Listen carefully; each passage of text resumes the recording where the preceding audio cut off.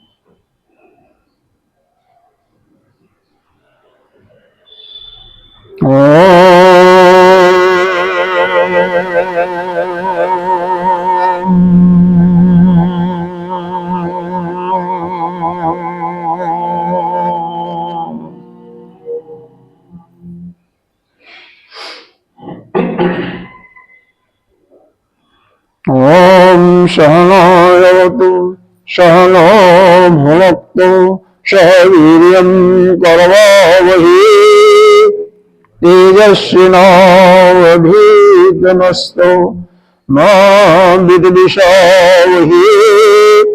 ओम शांति शांति शांति। नारायणं नमस्कृत्य नरं चैव नरोत्तमम्।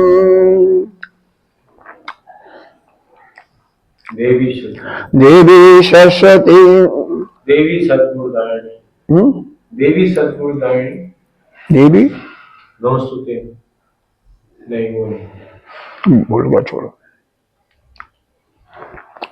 अखंड मंडलाकारं व्याप्तं येन चराचरं पदपदं दर्शितं येन तस्मै श्री गुरुवे नमः।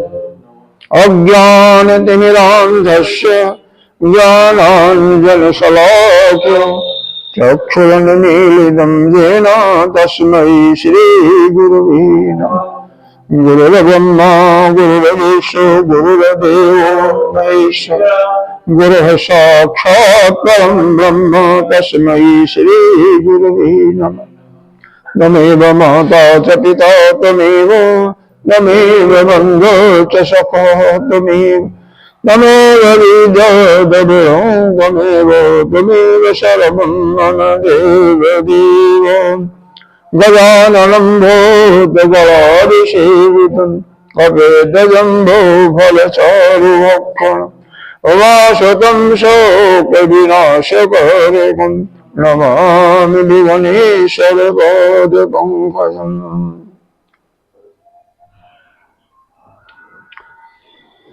नारायणं नमस्कृत्य नरं चैव नरोत्तमं देवी सरस्वती व्यासं ततो जयमुदीरयेत्। अनंत श्री विभूषित नित्य प्रातः स्मरणीय वंदनीय अर्चनीय पूजनीय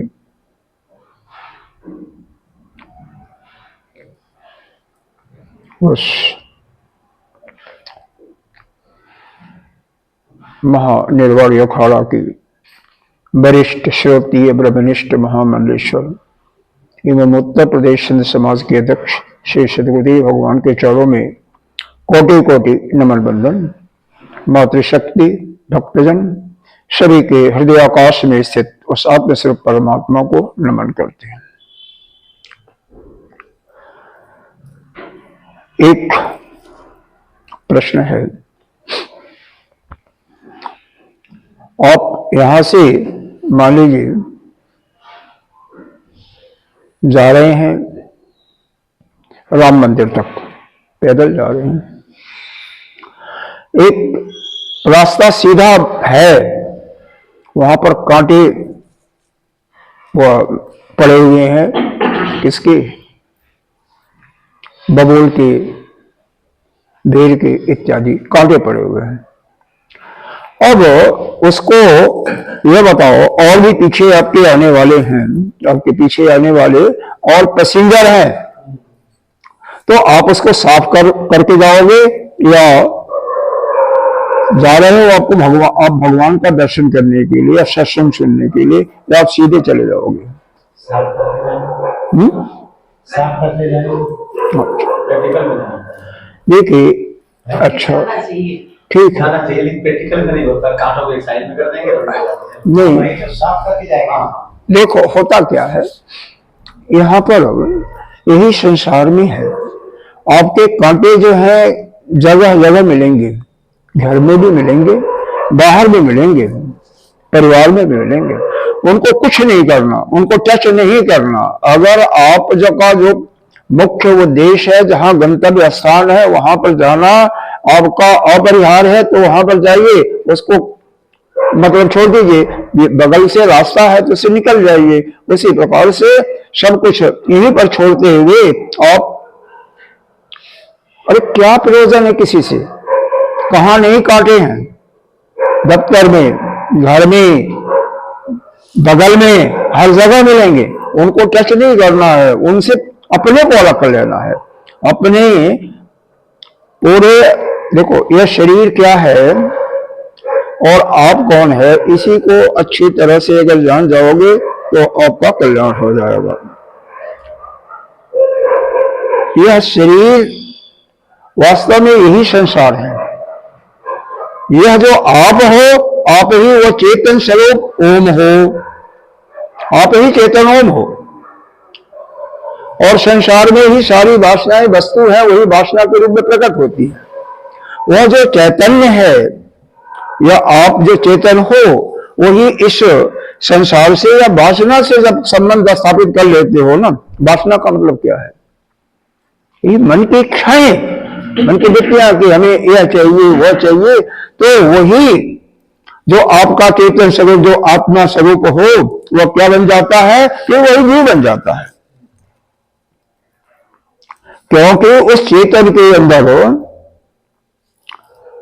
तो वह निर्गुण निराकार है, वह तो कुछ करता नहीं धरता नहीं, लेकिन उसी का प्रतिबिंब जीव के रूप में भाषित हो रहा है आपका।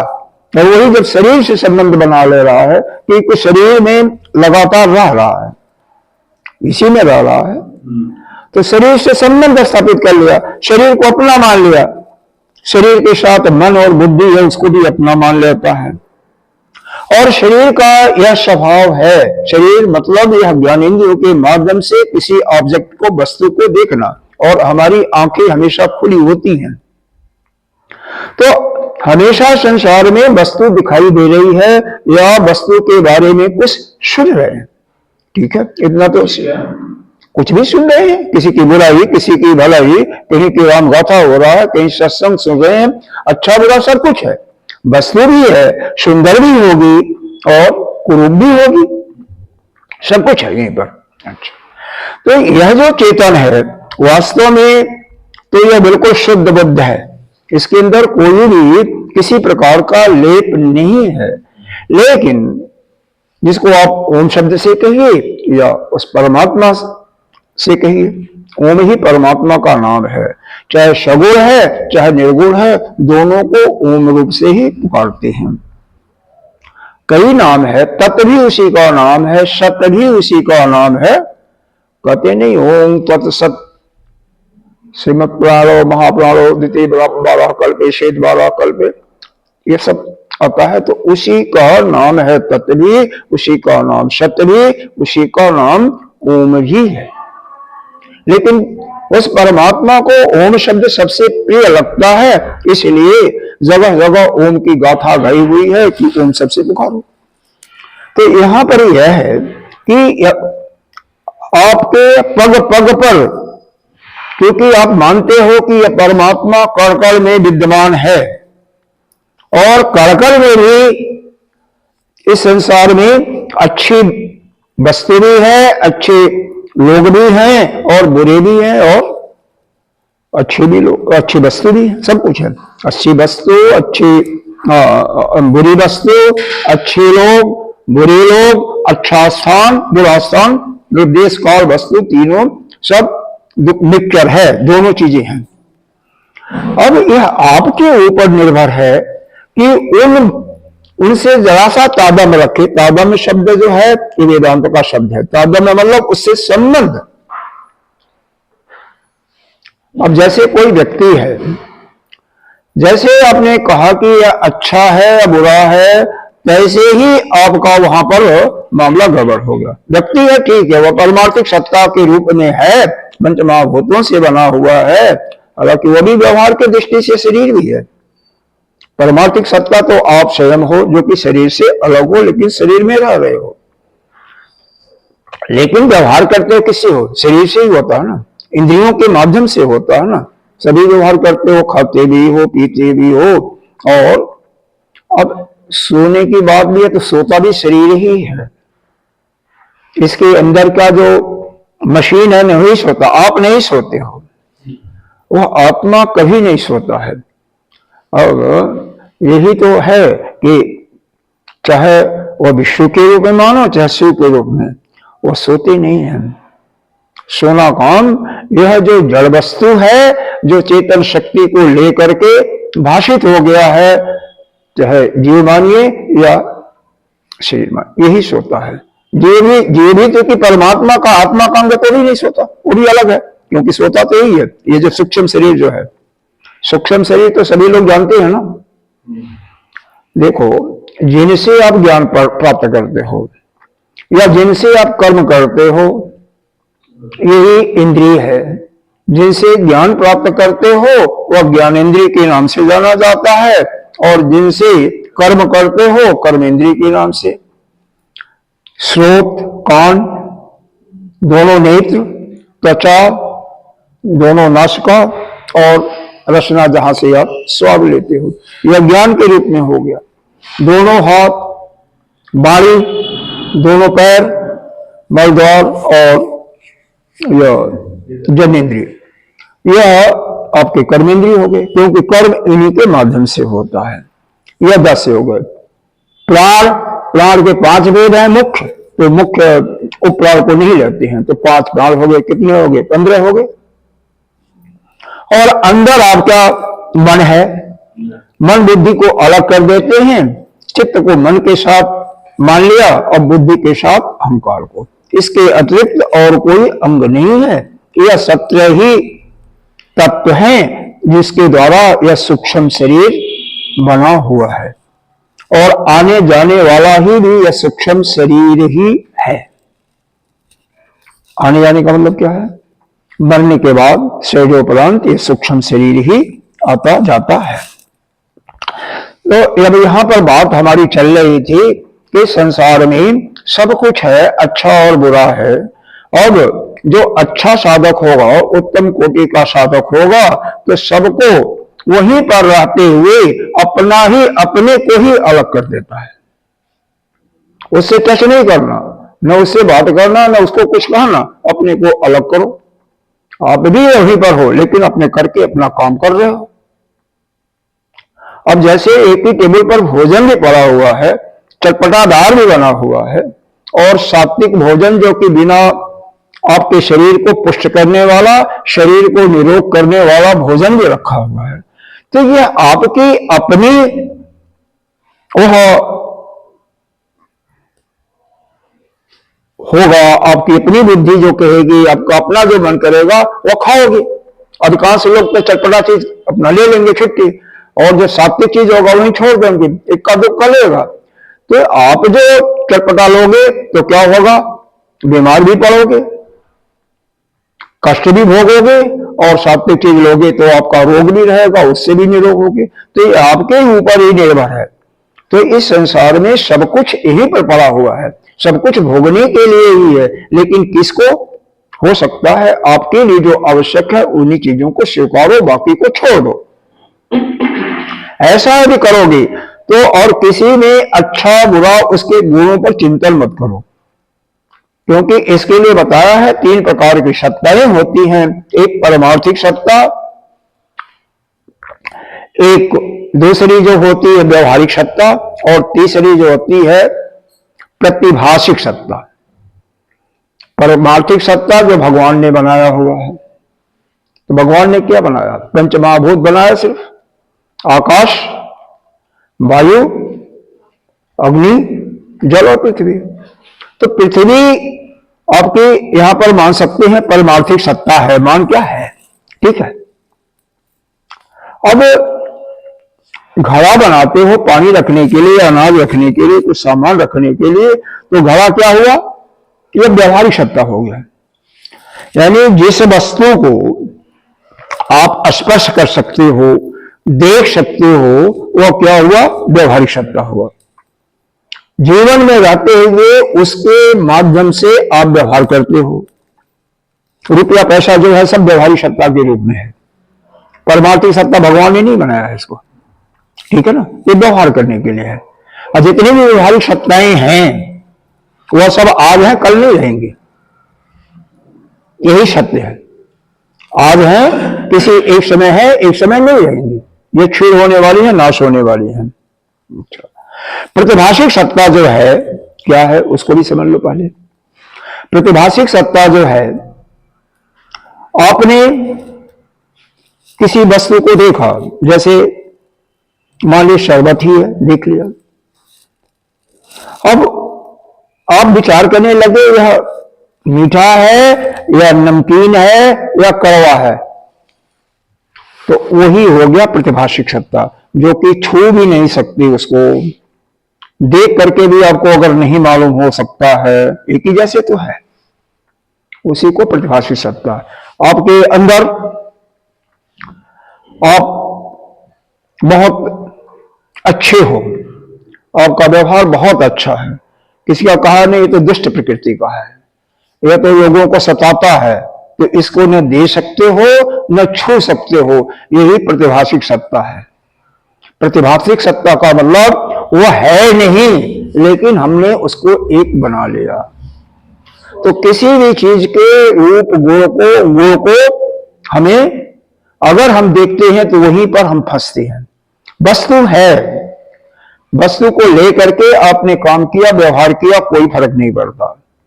आपके अंदर कोई भी आसक्ति उससे नहीं होगी। भोजन कैसा भी खा लिया, उसके गुण के अनुसार आपके शरीर पर प्रभाव पड़ेगा, दैट इज सेपरेट इशू।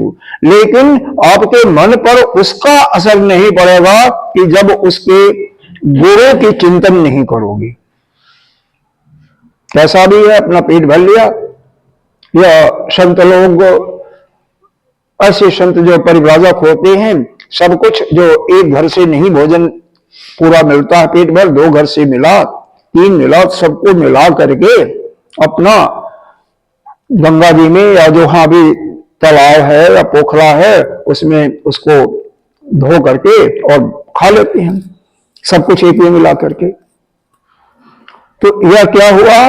वो उनके अंदर किसी भी भोजन से, किसी भी वस्तु से कोई चिपकाव नहीं आएगा, कोई गुण का प्रभाव अंदर नहीं बढ़ेगा।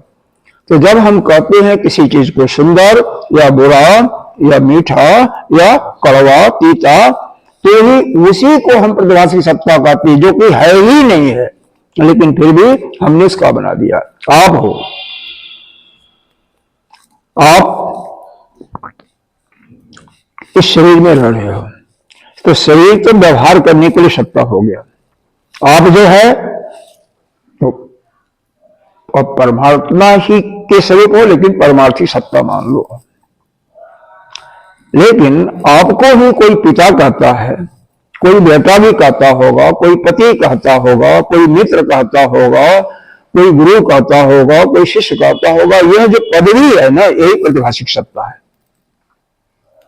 जो कि न तो स्पर्श किया जा सकता है, न उसको देखा जा सकता है, कुछ नहीं, केवल है ही नहीं, लेकिन एक थोप दिया गया है।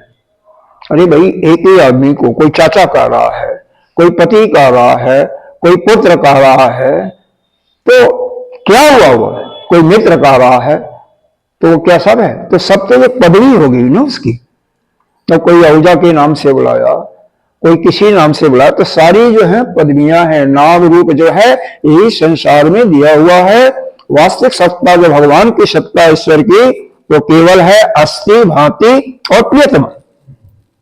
नाम रूप यह सांसारिक है, उसको परमार्थिक सत्ता नहीं। जैसे यह अस्थि का मतलब कोई चीज है, पहले इसको समझ लो। भांति का मतलब वह प्रकाशित होता है, उसी रूप में पलित हो रही है। यह ज्ञान भी होता है, प्रकाश भी होता है। और प्रियतम का मतलब वो किसी न किसी को प्रिय है। इस जगत के अंदर कोई भी वस्तु नहीं है जो किसी को न प्रिय हो, पहले भी बताया गया है, सब प्रिय है। लेकिन यह जो नाम दे दिया जाता है, रूप दिया जाता है, अलग अलग पृथकता करने के लिए, एक दूसरे में भेद करने के लिए, नहीं तो हम कैसे पहचानेंगे और कैसे उसको बुलाएंगे। तो यही जो है सांसारिक सत्ता है, इसी को हम प्रतिभाषिक सत्ता के रूप, व्यवहारिक सत्ता इसको मान लो, नाम रूप व्यवहारिक सत्ता के रूप में इसे व्यवहार करते हो। तो परमार्थिक सत्ता है जो है सत्य है, जो सत्य है हमेशा वही सत्ता है। लेकिन ये व्यवहारिक सत्ता जो है यह दिखाई तो पड़ती है, इससे सब कुछ आप व्यवहार करते हो, लेकिन यह सत्य नहीं है, क्योंकि यह कालातीत नहीं है, काल बाधित है। यानी एक समय है, दूसरे समय में नहीं रहेगी। तो वह सत्ता जो आज है 100 साल के बाद नहीं दिखाई देगी या 50 साल के बाद नहीं रहेगी, उसी को कहते हैं मिथ्या। ऐसा भी नहीं कहते वो कह सकते हो कि झूठा है, क्योंकि आज तो आपको दिखाई दे रहा है ना, उसको टच भी कर रहे हो, स्पर्श सब कुछ कर रहे हो, देख भी रहे हो, खा भी रहे हो, व्यवहार भी कर रहे हो, तो वह आपका हो गया क्या? मिथ्या हो गया, क्योंकि वह परमानेंट नहीं है। तो इस जगत में जो कुछ दिखाई दे रहा है सब कुछ मिथ्या ही है। सपने में देखते हो किसी वस्तु को, नाना प्रकार का देखते हो, दुखी भी होते हो, कभी सुखी भी होते हो, तो क्या वह सत्य है? क्या जैसे आपकी नींद खुलती है तो 90% तो बिल्कुल भूल जाते हो क्या देखा क्या नहीं था। रोज सपना देखते हो, आप पूरे 8 घंटा 7 घंटा 6 घंटा सोते हो, तो शायद ही आप 1 आध घंटा गहरी नींद में सोते होंगे, कभी कभी 2 घंटा, नहीं तो फिर सब चलता रहता है उजाड़ उजाड़। सपने में होता क्या है? जो आप दिन में काम करते हो, जो आपकी इच्छाएं होती हैं, जो स्थूल शरीर से भोग नहीं पाते हो, बस उसी का वह मन जो है अपने आप ही राजा बन करके सब कुछ अपना संसार रच करके भोगता रहता है, बस और कुछ नहीं है।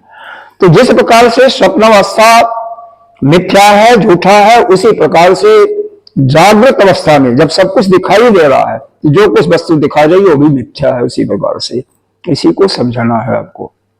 यह समझ गए तो हो गया कल्याण, क्योंकि हमेशा यह रहने वाला नहीं है। अब बात यह आ रही है कि संसार में सब कुछ होते हुए आप सबसे जो आपको पसंद नहीं है, जो अच्छा नहीं लगता है, जिसका व्यवहार आपको अच्छा नहीं लगता, उससे अपने को किनारे करना, उससे कुछ नहीं करना, उससे लड़ना नहीं, उससे झगड़ना नहीं, कुछ नहीं, अपने को अलग कर लो, क्योंकि आपका मत अलग है, अपने रास्ते पर चलो। ये ऐसा सत्संगों में भी होता है। कोई दूसरे मत का आ जाएगा तो दूसरे मत की बुराई करेगा, तो कोई बात नहीं, उससे बहस करने की जरूरत नहीं है, अपना किनारे हो जाओ, बस खत्म। अरे आप सही हो मानने से क्या हुआ? अगर किसी भी चीज को कह लो भाई आप ही सत्य हो, हम नहीं ठीक है। और भगवान विष्णु ने कल शिवपुराण में आया था, दधीच से क्या कहा? अरे महाराज सत्य है, ब्राह्मण ही बड़े हैं, लेकिन आप मान लो कुछ समय के लिए राजा के समान समक्ष, तो कोई फर्क नहीं पड़ता। लड़ाई झगड़ा तो खत्म ना, बेकार में जो मानसिक चिंता हो रही थी, मानसिक टेंशन हो तो समाप्त हो गई ना। तो यह समझाओ, यह समझ लो कि संसार में यह आपके मन में जो फतूल चीजें आती हैं, मानसिक चिंताएं होती हैं, लोग डिप्रेशन में चले जाते हैं। डिप्रेशन का मतलब सभी लोग समझ रहे हैं, समझ रही है तुम? तो ये इसी कारण से हम दूसरे की बातों को लेकर के अपनी बात करके अपनी बात को उल्टा करना चाहते हैं, या अपनी बात को, अपनी जो विचारधारा है उसको सत्य करना चाहते हैं, और दूसरे विचारधारा को झूठा करना चाहते हैं। इसीलिए यह कला का भी यही जड़ होता है, और यही जड़ जो है यह डिप्रेशन का, मन की अशांति का भी है। अगर कभी भी मन में जो कुछ आ रहा, कोई खुराफात लाओ ही मत, अपने मन में अपना पड़े रहो, किसी से भी बात करो जितना जरूरत है, तो बाकी मन में कोई कभी अशांति होने का सवाल ही नहीं पैदा होगा। आप बिल्कुल शांतिपूर्वक रहोगे, अपना काम करते रहो। आपका काम है, मुख्य प्रयोजन जो है इस अपने का उद्धार करना, अपने को जानना, उस रास्ते पर पड़े रहो। जो भी जिसको भी मानते हो उसका चिंतन करते रहो, बस दर्शन। तो यहां पर यह विषय की बात चल रही थी, यहां से शुरू हुआ था। यह जो वासना है, वासना यह इस चेतन से जब उससे चिपक जाता है, या चेतन जब वासना को सत्य मानने लगता है, तो वही बन जाता है जीव। वह भाषित किस रूप में होता है? शरीर के रूप में, मन के रूप में, बुद्धि के रूप में। विषय की सारी वस्तुएं किस रूप में आती हैं? शरीर मतलब ज्ञानेंद्रियों के माध्यम से आती हैं, तो हमें वस्तु दिखाई देती है, या कोई आदमी दिखाई देगा, कोई स्थान दिखाई देगा, यही दिखाई देगा। मन के अंदर वही प्रवेश करता है वासना, तो उसका भाव अच्छा बुरा दिखाई देगा, प्रिय आपको दिखाई देगा या अप्रिय दिखाई देगा। अरे कोई भी वस्तु दिखाई दे रही है, मन में भाव आया, तो मन से क्या दिया हुआ? यह अच्छी है, यह भोगने के योग्य है, या फेंकने के योग्य, यही तो भाव आता है। बुद्धि में यही जब जाएगी, तो बुद्धि में क्या होगा? बुद्धि इस पर चिंतन करेगा, विचार करेगा, तो वह कहेगा कि इस कारण से यह ठीक है, इस कारण से इसको ग्राह्य करना चाहिए, या इस कारण से इसको दूर करना चाहिए। तो यह जो दृष्टा है, देखता है, वस्तु को देखता है, ज्ञानेंद्रिय या शरीर कहिए, तो इसी को कहते हैं दर्शक। यह मेडिटेटर हो गया, मेडिटेटर बीच में आ गया ना। और यह जो मन में जो भाव आते हैं, उसका क्या हो जाएगा भाई? भावना कहिए या भाव चिंतक कहिए। और जो विचार आएगा उसका थिंकर हो जाएगा या विचारक हो जाएगा। ये अब जो विचारक है, हाँ क्रिया करेंगे, हाँ फिर क्रिया करो। वही तो गर्त में जाने का तो यही मूल कारण है। इसलिए कोई भी संसार में सब कुछ बड़ा हुआ है, सब कुछ पड़े रहते हुए, जो अपनी मिनिमम इस शरीर को, क्योंकि शरीर आपकी अस्थायी है, यह निश्चित है, आज है कल नहीं रहेगी, तो केवल इसको रहने के लिए ये ठीक ठाक है, जो जरूरत है उसको ले लो, आपके लिए उपयोगी है। क्यों इसको रखना क्यों है? कि यह शरीर रहेगा तभी आप चिंतन भी कर सकते हो, और शरीर रहेगा तभी आप भगवान को याद भी कर सकते हो, उनकी पूजा स्तुति जो भी है, ध्यान इत्यादि कर सकते हो। इस कारण से यह आवश्यक है। यह चीज इतना अगर समझ में किसी की आ जाए, फिर निश्चित रूप से उसका कल्याण हो जाएगा। क्योंकि संसार में रहते हुए कितने भी, चाहे अच्छे लोग हो या अच्छी वस्तु हो, या अच्छा स्थान हो, बुरा स्थान हो, बुरा व्यक्ति हो, बुरा वस्तु हो, तो किसी से प्रयोजन न रखते हुए, कोई तात्पर्य न रखते हुए अपने रास्ते पर चलता रहेगा, जो इसका असत्य पर इच्छा कर दो।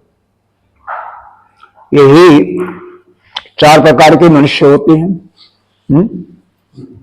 तो एक होता है भक्त आदमी, एक होता है सुखी आदमी, एक दुखी आदमी होता है, दुखियारा होता है, और चौथा होता है दुष्ट। चारों के साथ कैसा व्यवहार करना है, यह आपके योग दर्शन में बताया गया है, और यह आपके वेदांत में बताया गया है। पुराणों में भी जगह जगह इनका विवेचन किया गया है कि भक्त को देख करके कोई धार्मिक व्यक्ति है, उससे जब मुलाकात होती है तो क्या हो? अरे प्रसन्न हो। सुखी आदमी है तो सुखी आदमी से ईर्ष्या मत करो, आपका पड़ोसी है, वो आपसे बढ़िया गाड़ी लाया या बढ़िया उसने मकान बना लिया, तो उसको देख करके मन में जलन मत पैदा करो, ईर्ष्या मत पैदा करो, बल्कि आप क्या हो, उसी के साथ सुखी हो जाओ, बहुत अच्छा है।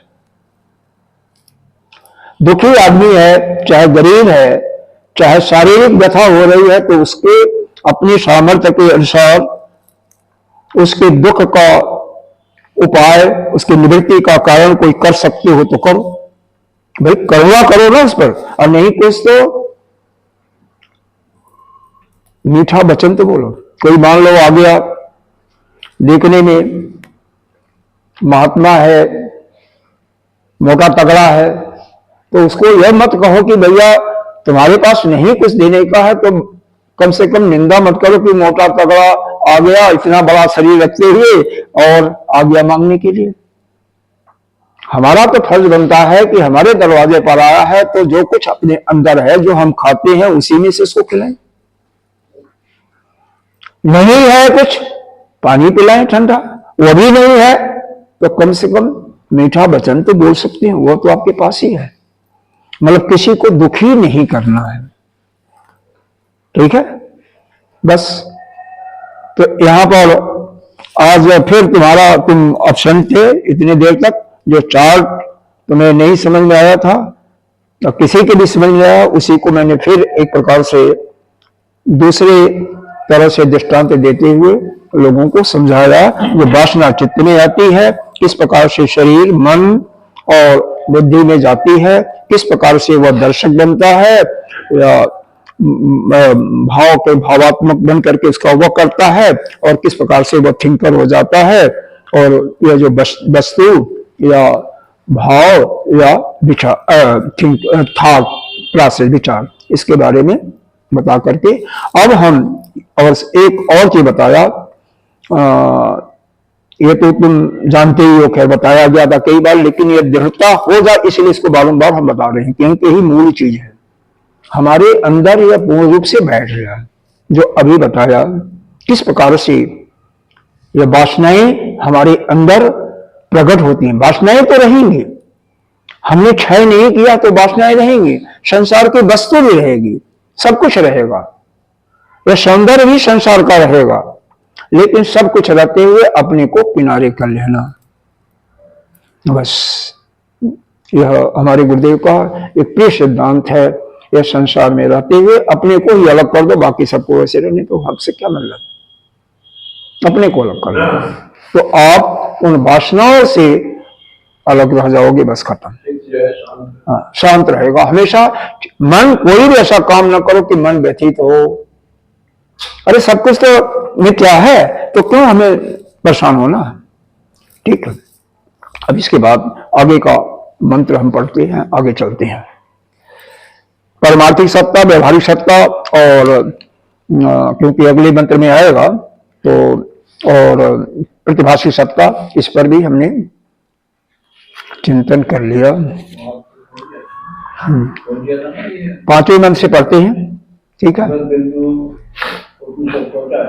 चलिए थोड़ा थोड़ा पढ़ते हैं, उसको पढ़िए, थोड़ा थोड़ा पढ़ते हैं, उसको पढ़िए। तावत ए निरोधव्यम, तावत ए निरोधव्यम, जावत हृदय गतम क्षयम, एतत् ज्ञानम च ध्यानम, सशेषो न्यायश्च विस्तरः, नैव चिन्त्यं न च अचिन्त्यं,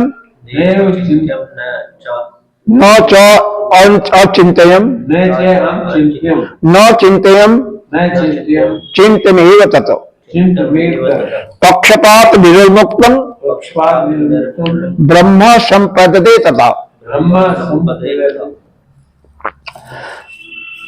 स्वरेण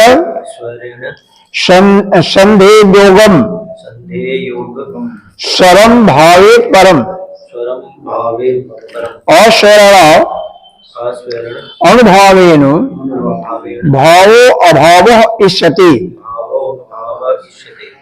इसको, ये जो भाव अभाव इसमें छपा है, प्रिंट है, यह है अभाव न अभाव भाव, ऐसे है। अब यहाँ पर नहीं दिया हुआ है, हमने करेक्शन कहीं किया हुआ है। न अभाव भाव, एक बार दोबारा, हाँ इसको यहाँ पर किया हुआ, एक मिनट।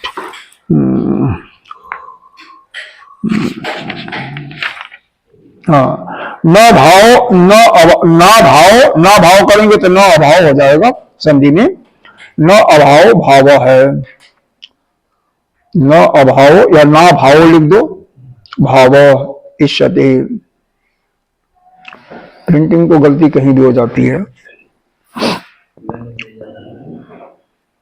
न अभाव भाव, न अभाव लिखोगे तो न रहेगा, और ना लिखोगे तो भाव आएगा, ठीक है, साथ में रहेगा फिर। न भाव भाव, बात वही है, उसको थोड़ा सा शब्दों का उलटफेर है, बाकी कोई करेक्शन नहीं है। चलो इसका अर्थ बताते हुए फिर आगे बढ़ते हैं। पांचवें का अर्थ कल बता दिया गया था, फिर भी आप एक बार और समझ लें। पहले तक तो कोई दिक्कत नहीं है ना किसी को जो रेगुलर यहां पर है। तावत एव निरोधभ्यम, तावत एक अब मैं अर्थ बता रहा हूं, सुनो क्या है।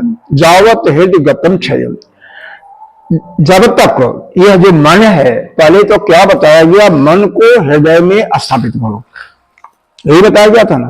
और मन को हृदय में बताकर स्थापित करके नित्य प्रति किसी ने किया नहीं होगा आत्मचिंतन, शाम को जा करके नहीं किया होगा।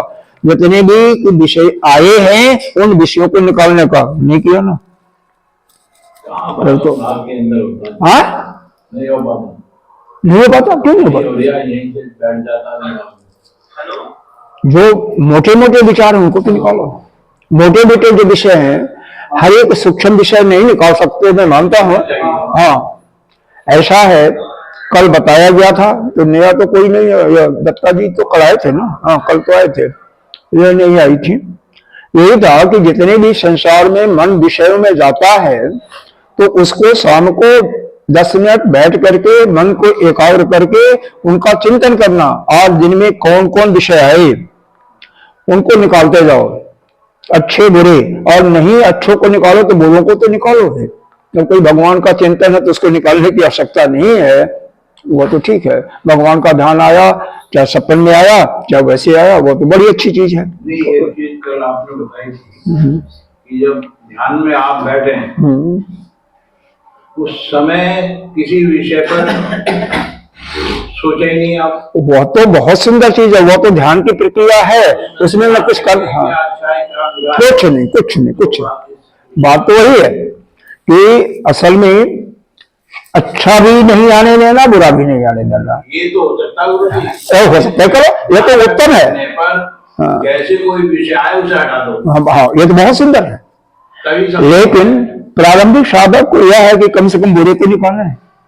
हाँ बड़ा मुश्किल हो जाता। अच्छा नहीं, वो चिंतन करना हो गया ना भाई। देखो चिंतन एक अलग चीज हो गई, चिंतन करना हो गया, ध्यान अलग है। सुनिए, ध्यान अलग चीज है, चिंतन अलग चीज है, दोनों अलग चीज। हाँ चिंतन अलग है, चिंतन क्या है, उसमें आत्म निरीक्षण होता है। तो वह जो शाम को बताया जा रहा है वो आत्म निरीक्षण होता है। तो हमें यह देखना है, हाँ हमें किन चीजों में आज हमारे कौन कौन से हाँ विचार आए, तो उसमें से उनको निकालना होता है मोटा मोटा। लेकिन जब ध्यान की प्रक्रिया में बैठते हो 10 मिनट शरीर को स्थिर करके, तो उसमें से तो कोई भी आपको कुछ करना भी नहीं है, बिल्कुल शांत बैठना है, सिर्फ यही। हाँ कुछ नहीं, शरीर हिलेगा तो अपने आप ही मन हिल जाएगा, विचार आएगा ही। तो उसमें अगर कोई विचार नहीं आता कुछ समय के लिए, वही आपकी उच्चतम अवस्था है, वही आपका स्वरूप है, और उसी समय को बढ़ाना है। फिर नींद आ जाएगी जब कुछ नहीं सोचेंगे, नींद आ जाएगी तो आने दो, कम से कम तभी तो शांति मिलेगी। देखो आप सजग रहोगे, देखो सजग रहोगे, बिल्कुल सतर्क रहोगे तो कोई भी नींद भी नहीं आएगी। और बस सतर्क इतना ही रहना है, ऐसा मत रहना कि कुछ सोचने की बात करो ना। हाँ कि बिल्कुल सहज रूप में रहो। ध्यान पर ध्यान करना है तो उसमें विचार नहीं आने, सहज रूप में रहो, सहज रूप में रहना है, शरीर स्थिर रहना है, शरीर हिले डुले नहीं, न कुछ सोचना है, न कुछ चिंतन करना है, न कुछ जाप करना है। यह अलग चीज हो गया, यह अलग प्रक्रिया है। वो भी नहीं आती है कोई चीज इस प्रक्रिया में आता है तो आपका कोई नियंत्रण नहीं है, आने दो, जाने दो, उस पर कुछ सोचना नहीं है। चिंतन अलग चीज है। देखो मेरी जो समझ में आ रहा है कि ध्यान और चिंतन को अलग रखो आप। देखो इसमें जो बताया जा रहा है, आपको शांत रूप में बैठना है, न कुछ करना है, न कुछ सोचना है, कुछ नहीं करना है। जो आ रहा है आने दो, जाने दो, ठीक है। आपको केवल अवलोकन करना है दृष्टा बन करके कि कुछ समय के लिए हमारे मन में कोई विचार आया या नहीं आया। अगर नहीं आया जितने समय में, वही समय में आप अपने अंदर वह गहरी शांति का अनुभव करोगे। मन आपका बहुत ही शुद्ध उस समय हो जाएगा, वही आपका स्वरूप है, और उसी स्वरूप को प्राप्त करने के लिए आपको समय बढ़ाना है। तो वह नित्य प्रति अभ्यास होता रहेगा तो वह समय बढ़ता रहेगा। और जो आत्मचिंतन की बात है, वह आत्मचिंतन में जो दिन भर में 24 घंटे में कहिए, जो मन नाना प्रकार के विषयों को देख करके जब आकर्षित होता है, उन विषयों को निकालना है। ठीक है, तो उसमें से अच्छे विषयों को नहीं निकालते हो तो कभी नहीं। अच्छे विषय का मतलब केवल परमात्मा का या परमात्मा का जाप जो हम करते हैं उसको और बढ़ाना, ऐसा कोई विचार आता है तो उसको नहीं छोड़ना, बाकी को निकालते जाओ। कब तक? तो यही बताया जा रहा है कि जब तक यह मन शून्य नहीं हो जाता। मन शून्य होने का मतलब हृदय छायन दिया हुआ ना, इस मंत्र में पढ़ोगे तो क्या दिया हुआ है, यावत हृदय जब तक क्षयन, क्षयन का मतलब है जब तक वह नष्ट नहीं हो जाता है। तो जब तक मन है, मन कब तक रहेगा? जब तक कोई वृत्ति उठती रहेगी, जब तक कोई संकल्प विकल्प होता रहेगा तब तक मन है। वास्तव में मन है ही नहीं। मन क्या है?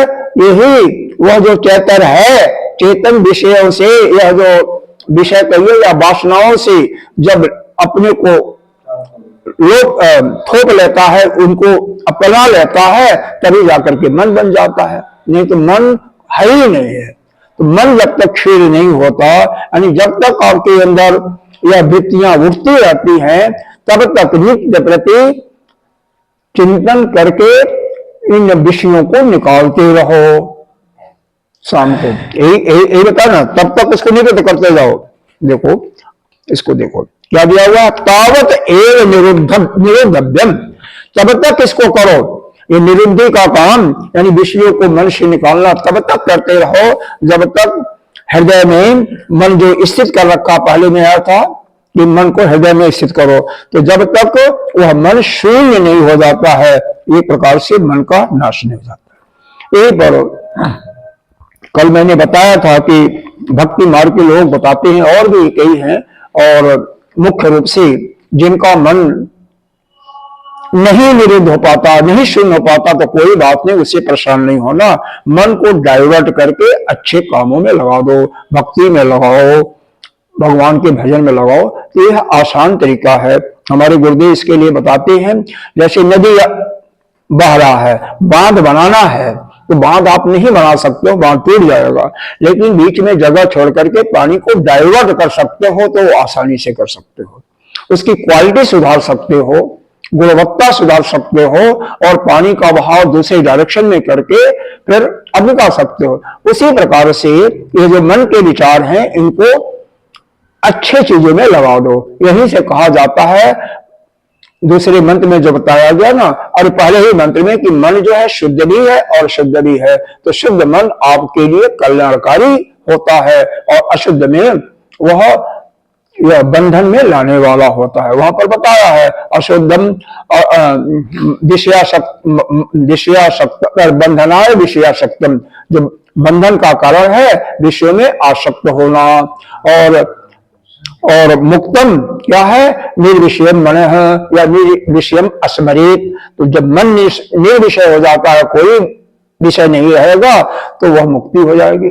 लेकिन अगर निर्विषय नहीं हो पाता, उसके लिए है, यह मध्यम कोटि के साधक के लिए है। उत्तम कोटि के साधक के लिए तो यही है, मन को निर्विषय कर देना, मन में कोई विचार नहीं आए, फिर मन शून्य भी हो जाएगा। लेकिन जो मध्यम कोटि के हैं, उनके लिए शुद्ध चीजें परिक्रमा करें, भगवान के मंत्र का जाप करना, और जो चीजें हैं भगवान की बातें लाएं, बाकी को निकालें। भगवान को बैठा लेंगे तो वो सब निकलता जाएगा। तो साधक जो है हर प्रकार की होती हैं। अभी तो आपने उत्तम मध्यम की बात किया, निकृष्ट भी तो होंगे, निचले स्तर पर ही होंगे, तो उनके लिए क्या है? अरे उनके लिए नहीं तो कुछ कम से कम बुरे लोगों का संग तो छोड़ दें, उनके लिए बहुत जरूरी, क्योंकि साधना यही से प्रारंभ होती है। जैसा जिसके साथ रहोगे वैसा आपका मन विचार आएगा। बिना मतलब के किसी के साथ बात करने की कोई आवश्यकता नहीं है। ऐसे कामों को छोड़ें और धीरे धीरे भजन ध्यान साधना में भाग लें, धीरे धीरे मन की उत्कृष्टता बढ़ेगी तो आगे आ जाएंगे, मध्यम बनेंगे। बर्बाद इतनी पड़ती स्वामी जी, वही अपने आप हमें छोड़ देते, हाँ वही हमें छोड़ देते हैं, हाँ बढ़िया है, हमें क्या जरूरत है, वही छोड़ देते हैं। किसी से शौक क्या है, किसी को चिपकाने का कोई शौक हमें नहीं होना चाहिए।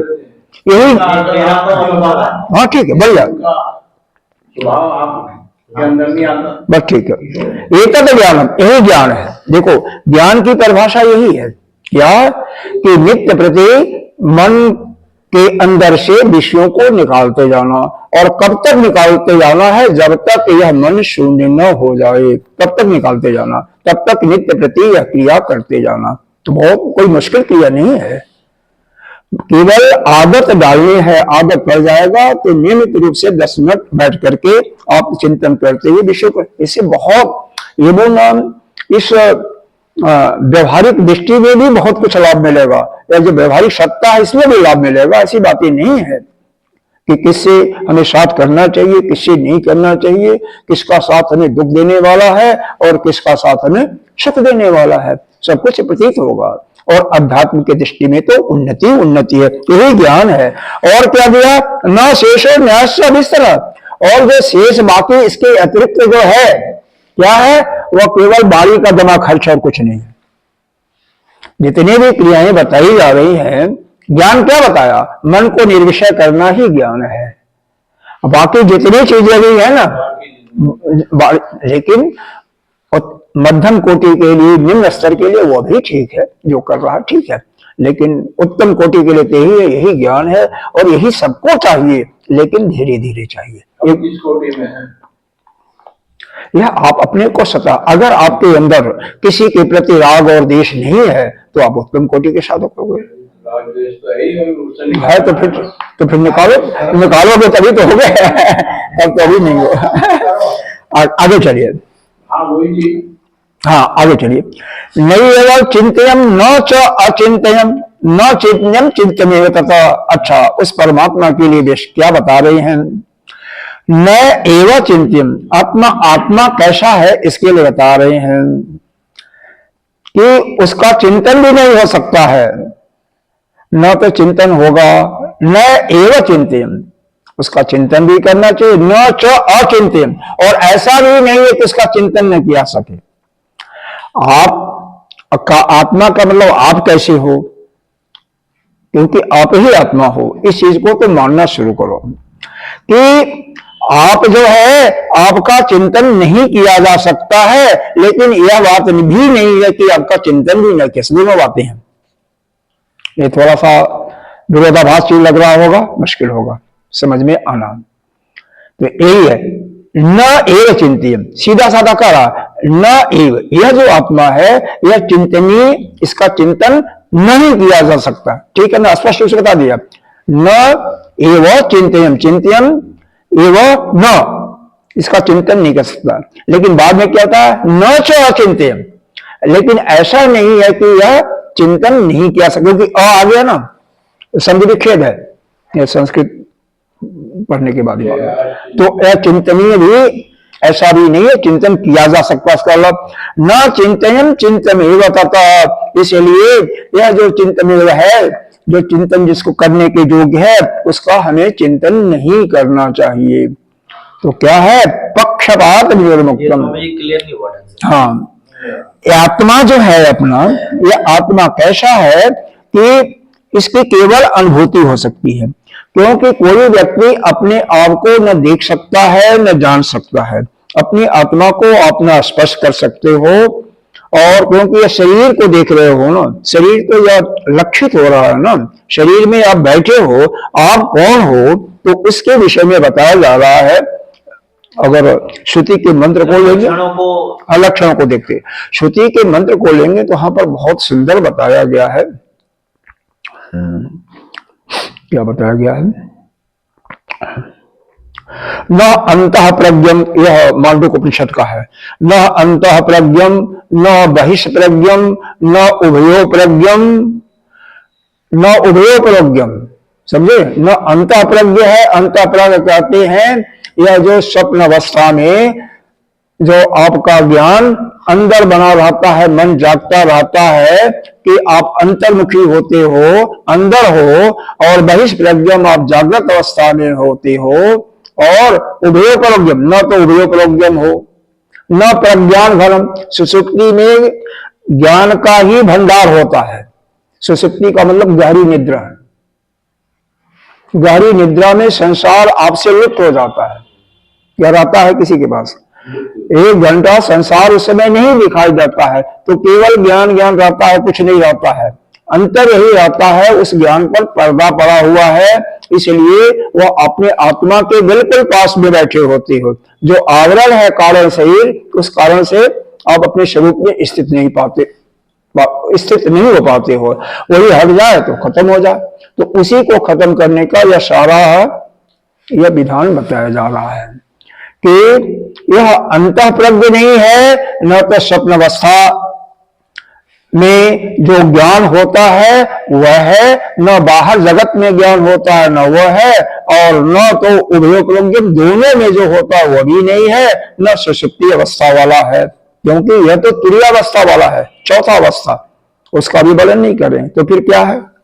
आगे कहते हैं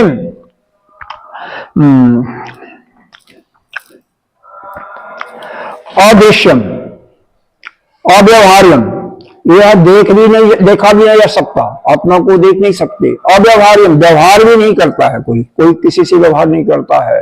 अग्राह्यम, किसी वस्तु को लेता भी नहीं है। अरे आप थोड़ी लेते हो, आपका हाथ ले रहा है, आप नहीं ले रहे हो। हाँ, जीव में जब हो जाते कि हमारा है तब फिर बन जाते हो जीव। व्यवहार किया, लिया, खाया पिया और कोई मतलब नहीं रखा तो आप जीव नहीं हो, आप ब्रह्म ही हो। लेकिन जब अपना बना लेते हो ना, अपना या तुम्हारा, अपना, मेरा, तेरा, यही पर जीव बन जाता है। जब उससे संबंध स्थापित कर लेता है, संबंध नहीं स्थापित किया तो कोई फर्क नहीं पड़ता। अरे कोई सामान यहां रखा हुआ, यहां से यहां आ गया, उस पॉकेट में है, इस पॉकेट में आ गया, बस इतना ही है। लेकिन जब हम अपना मान लेते हैं ना, तो वहीं पर जीव भाव आ जाता है, फिर हमारा हो गया ना, वहीं पर आ जाता है। और तो न लक्षण, कोई लक्षण भी नहीं है, अलक्षण। न अप्रदेशन, मतलब उसका अचिंतनीय है, चिंतन भी नहीं किया सकता। अप्रदेशम, एकात्म प्रत्यय, एकात्म, वह केवल एक ही है, जो एक ही आत्मा है, सभी के अंदर मौजूद है। एक आत्म प्रत्यय सारम, एक ही है, वो अलग नहीं है। उसके बाद बताया कि एक आत्म प्रत्यय सारम के बाद शुद्धम, बिल्कुल शुद्ध है। शिवम, वह सभी का कल्याण करने वाला है। अद्वैतम, वह केवल एक ही है। चतुर्थम मन्यते, इसको चतुर्थ अवस्था मानी जाती है। स आत्मा, वही आत्मा है। स विज्ञेय, वही जानने योग्य है। वह जो अपनी आत्मा है वही जानने योग्य है। और वह कौन सी है? चौथी अवस्था, तुरीय अवस्था। अब तुरीय अवस्था को जब सोते हो, एक तो सुषुप्ति अवस्था गाढ़ी आ गई, लेकिन गाढ़ी अवस्था के बाद या तुरीय अवस्था खैर वहां पर नहीं प्राप्त होती है। तुरीय अवस्था जो समाधि में जाती है वहां पर तुरीय अवस्था प्राप्त होती है। जब आपका सब कुछ, स्थूल शरीर तो वैसे भी स्थिर है, मन भी स्थिर हो गया, इंद्रियां भी स्थिर हो गया, सिर्फ सीधे आपका यहाँ पर शास्त्र चक्र में चला जाता है। तुरीय अवस्था कुछ नहीं है, आप बस आप ही शिव है, आप ही ब्रह्म है। केवल शिव हम की कल्पना होती है, मन में विचार आता है कि हम ही शिव है और कुछ नहीं है। उसके अतिरिक्त तो कोई जब भान नहीं होता है, तो वही जो है चौथी अवस्था है, वही आत्मा है। केवल अनुभव उसका कर सकते हो कि आप ही हो। जिस वस्तु को हम जान जाते हैं, जिस वस्तु को हम देख पाते हैं, उससे आप अलग हो, यह सूत्र है। अब मैं आपको जान रहा हूं तो मैं आपसे अलग हूं। मैं अपने हाथ को जान रहा हूं तो अपने हाथ से अलग हूं। अपने शरीर को जान रहा हूं तो शरीर से मैं अलग हूं। अपने हृदय को जान रहा हूं तो हृदय से मैं अलग हूं, या आप जाने तो से अलग हो। तो आप क्या हो, जो सब कुछ निकाल जाओ, पंचकोश होते हैं, यह पढ़ाया गया, पीछे पढ़ाया था ना, पिछली बार आया था, पढ़ाया था। जो अलग है वही ईश्वर है, जो कुछ आत्मा है। सब एक एक करके सबको निकालते जाओ, तो जो बच जाएगा वही है, वही आप हो।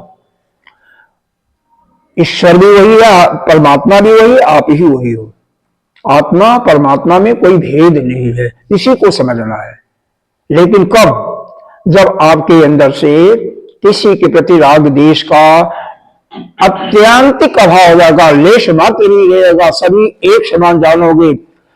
सर्वभूतेषु आत्मानम सर्वभूतानि चात्मनि, सभी के अंदर अपनी ही आत्मा को देखोगे या सभी के अंदर उस ब्रह्म को ही देखोगे, चाहे चींटी हो चाहे शेर हो, तब वह स्थिति आती है, अभी नहीं। अभी तो बस इसको यह समझते रहो, ठीक है। प्रयास क्या करना है कि नित्य प्रति मन से विषयों को निकालते जाना है। यह प्रारंभिक स्टेज आती है, ठीक है। बन जाएगा, और जो भी विषैले हो, अमृत बिछा हुआ हो, जो आपको जरूरत हो लो, बाकी से अपने को अलग कर लो। कोई आपका बुराई कर रहा, आपको गाली दे रहा, तो भी अपने को अलग। यह अवधूत की स्थिति है, आपकी हम अपने की नहीं हो पाती ना, लेकिन अलग करना। अवधूतों को क्या होता है?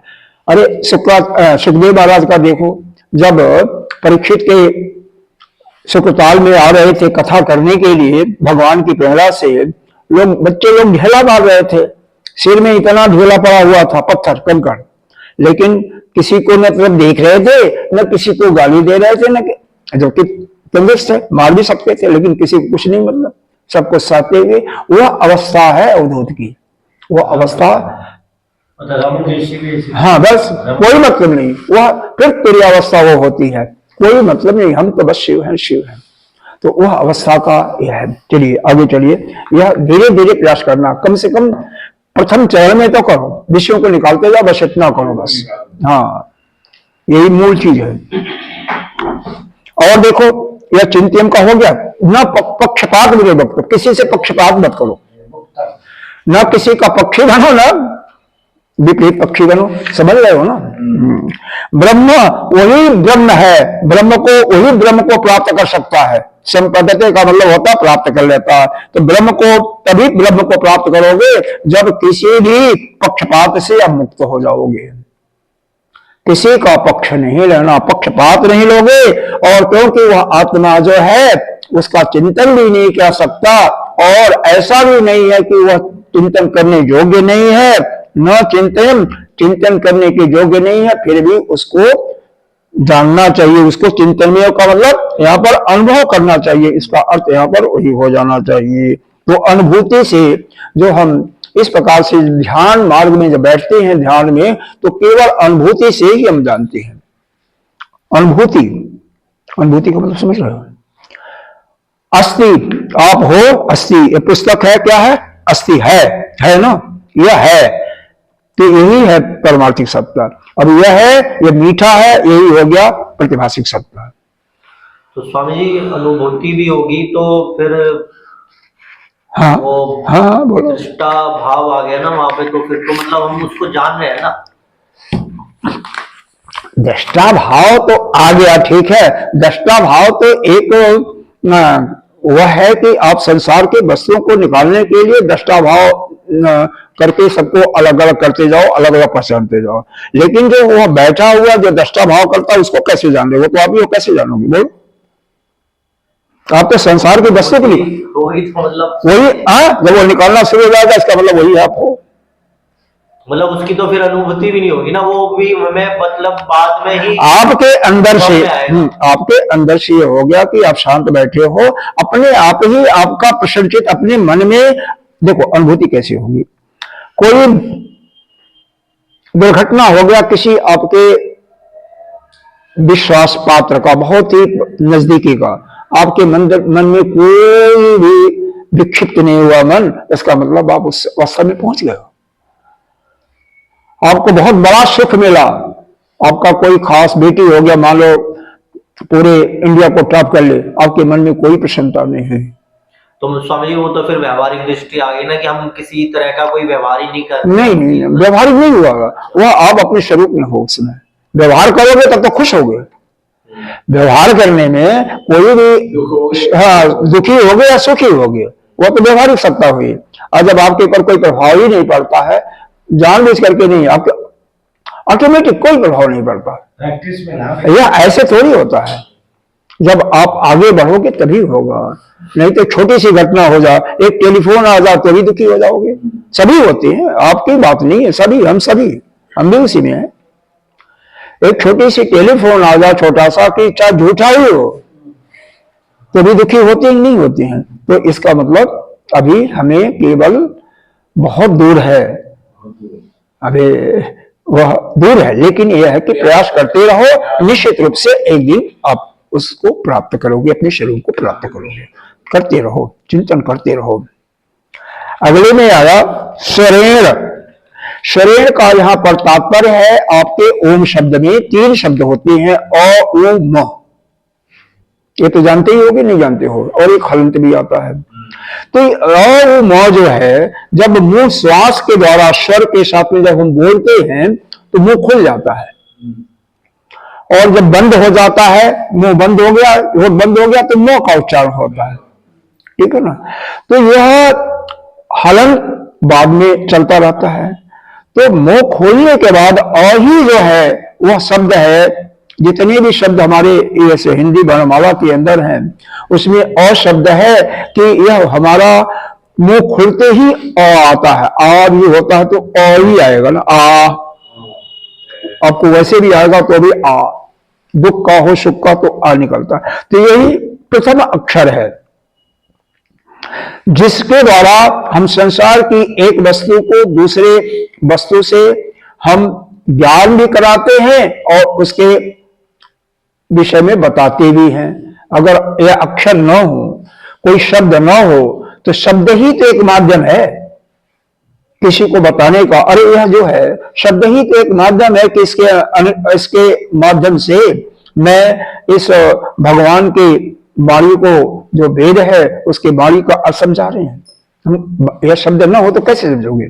चाहे वह हिंदी हो, चाहे इंग्लिश हो, चाहे फारसी हो, चाहे तुर्की हो, चाहे चाइनीज भाषा हो, तो यह शब्द के द्वारा जो मुखार बिंदु से निकलते हैं वहीं से इसका बोध होता है। तो यहां पर जो बाकी शब्द जो हैं, जब हलंत आ जाता है उसी में जो जितने भी व्यंजन आ जाते हैं वो आ जाते हैं। यह मूल अक्षर है। तो स्वरेण संधे उद्योगम शरम भावे इति परम। इस यह जो ओम शब्द है, इसी को समझने का कोशिश करो। यहीं से आपका ओम का प्रादुर्भाव होता है और ओम ही जो है ब्रह्म है। हा? तो हमें क्या करना चाहिए? इसी की अमात्रा से ही अस्वर, जब कोई भी स्वर नहीं है या जो उसमें हलंत है, तो इसी से हमें उसका आत्मा का अनुभव करना चाहिए, अनुभूति करना चाहिए। कैसे होगा? देखो, आप कम से कम 5 से 10 मिनट तक ओम शब्द का उच्चारण करो। ये प्रैक्टिकल करना पड़ेगा। 1-2 बार मैं कर देता हूं, फिर करना घर पर जाकर के। यहां पर नहीं, अभी यहां पर तो आगे हम चलेंगे।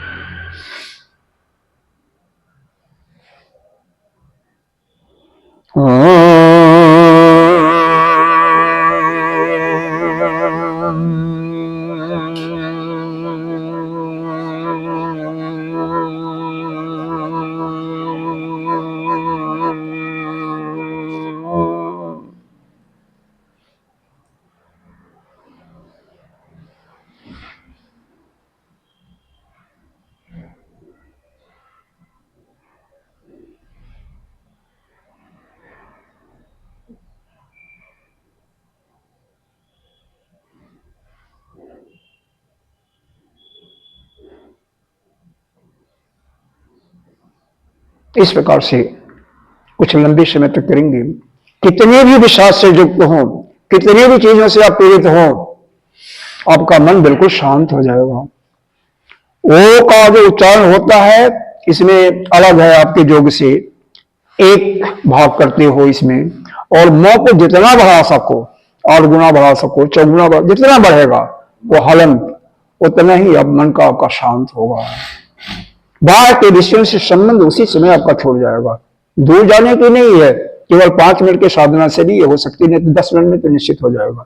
जैसा जितना भी किसी का मन विषयी होगा उसके अनुसार समय, हर एक के लिए अलग अलग समय लगेगा। इसका अभ्यास यह साधना है, पक्ष है। तो यहां पर यह बता रहा है यही से अस्वरेण मात्रेण, इसी से अस्वर से यानी जो हलंत वाला है मां, वहीं से उस आत्मा की अनुभूति होगी। उस आत्मा का अनुभव करो। आत्मा क्या है?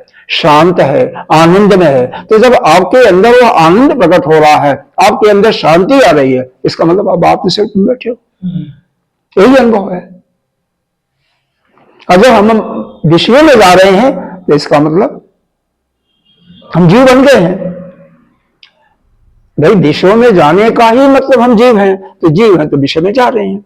और जब हम अपने स्वरूप में स्थित हो जा रहे हैं, हम केवल उस हर्ष से, विषाद से मुक्त हैं और केवल अपने स्वरूप में आनंद में मग्न हैं। तो जब तक उस अवस्था में है तब तक आप आत्म स्वरूप हो।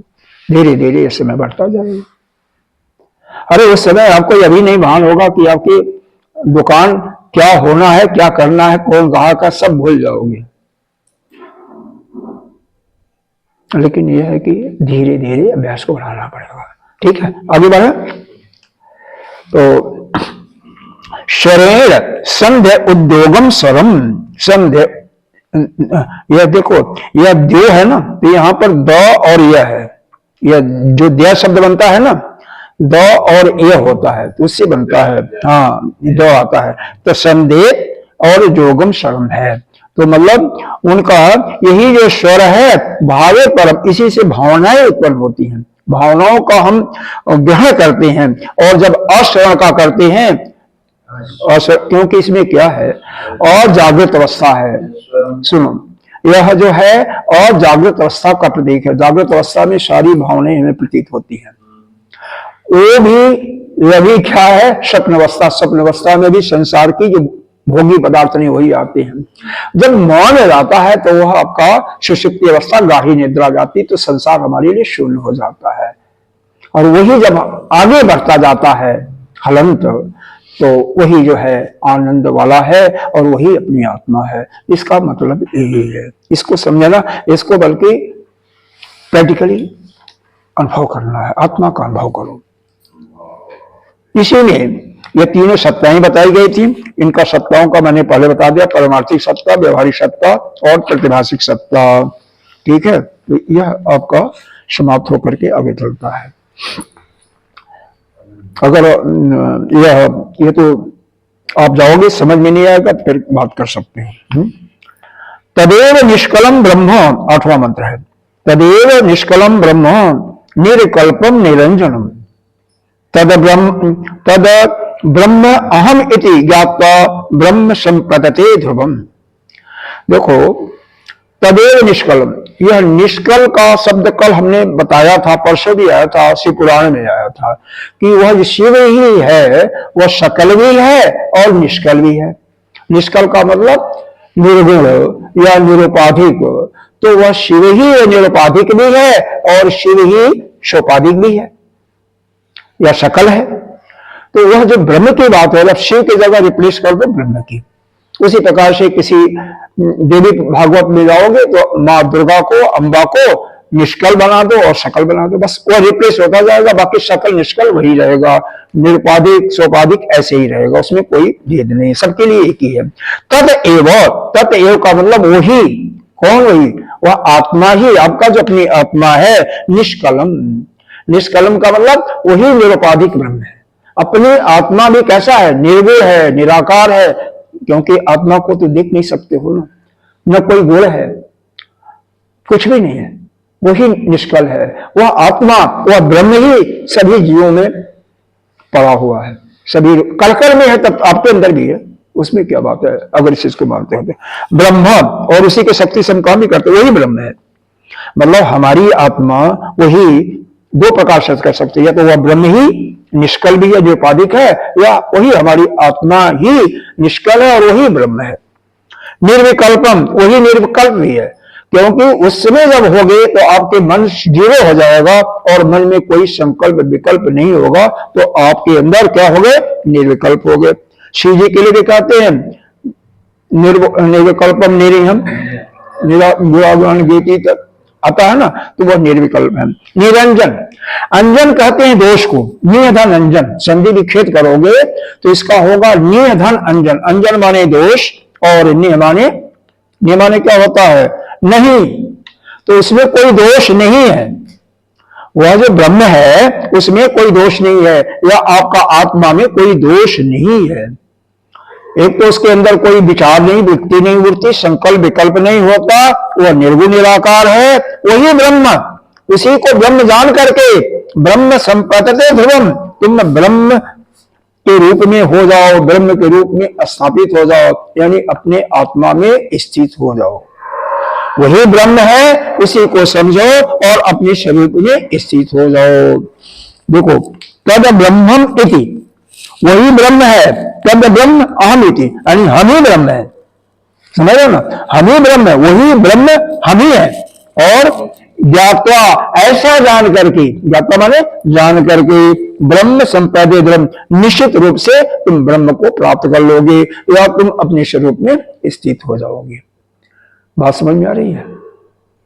वह आपकी आत्मा या वह ब्रह्म कैसा है, निर्गुण है, निरुपाधिक है, उसके अंदर कोई दोष नहीं है। निरंजन का मतलब कोई दोष नहीं है, अलग निरंजन नहीं कहते हो, निर्विकल्प, कोई वृत्ति नहीं उसके अंदर उठती है, और उसी ब्रह्म, वह ब्रह्म कुछ नहीं, आप स्वयं हो। और यही जान जाओगे कि हमारी आत्मा और ब्रह्म एक ही है, दोनों में कोई भेद नहीं है, तो तुम अपने स्वरूप में स्थित रहोगे, अब तुम ब्रह्म को प्राप्त कर लोगे। ठीक है, समय 1 घंटा हो गया, आगे बढ़ना हो तो बोलो, जैसा आपकी इच्छा। योग स्वरम, ये वाला संदेह योग स्वरम, हाँ संदेह, अच्छा पीछे वाला नहीं समझा, हाँ ठीक बता देते हैं।